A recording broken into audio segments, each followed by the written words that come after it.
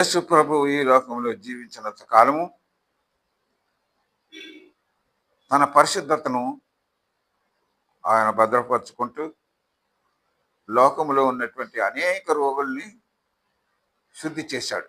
ఒకప్పుడు 10 మంది కుష్ఠరోగులు ఆయనకు ఎదురుపడి, ప్రభువా నీకు ఇష్టమైతే మమ్మలను శుద్ధులుగా చేయండి అని విజ్ఞాపన చేసుకున్నారు.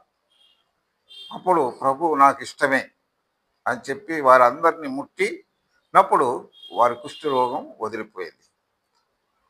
అప్పుడు యేసు ప్రభు వారికి ఆజ్ఞాపించాడు, మీరు వెళ్ళి యాజకునికి కనపరుచుకొని మోషే ధర్మశాస్త్రం ప్రకారం నియమించినటువంటి కానుకను చెల్లించుకోండి అని చెప్పాడు.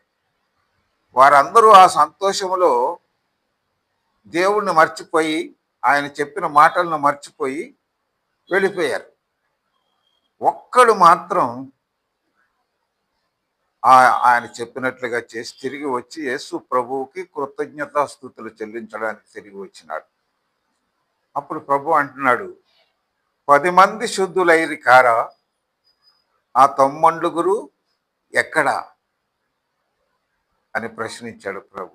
కాబట్టి పాపరోగం అనేటువంటి కృష్టితో బ్రతుకుచున్నటువంటి మనకు ఆయన స్వస్థతనిచ్చి పరలోక రాజ్యాన్ని ఇవ్వడానికి నీకు రక్షణ దయచేసినప్పుడు నీవు ఆయనకు కృతజ్ఞతా స్తోత్రములు చెల్లించకుండా ఉంటే నీకు పరలోక రాజ్యం దొరకదు. ఆ ఒక్కడికి దొరికినట్లుగా ఆయన క్షమించి ఆ బిడ్డను పరలోక రాజ్యంలోకి అలాగే సిలువలో ఉన్న దొంగతో కూడా ప్రభు చెప్పిన మాట అదే. అలాగే సుంకరి పరిచయుల ప్రార్థనలో దేవుడు చెప్పిన మాట అదే.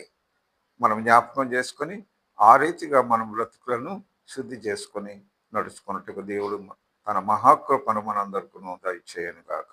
ఆమేన్. సమస్త జ్ఞానమునకు మించిన దేవుని సమాధానము మన హృదయములకును తలంపులకును కావలి ఉండును గాక. ఆమేన్.